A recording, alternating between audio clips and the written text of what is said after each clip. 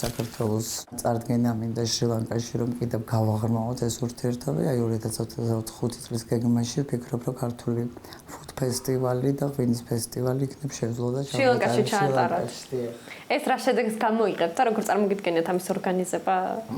ორგანიზება უკვე თითქმის დაწყებული მოლაპარაკება შრი-ლანკის მხარესთან სახელმწიფოსთან.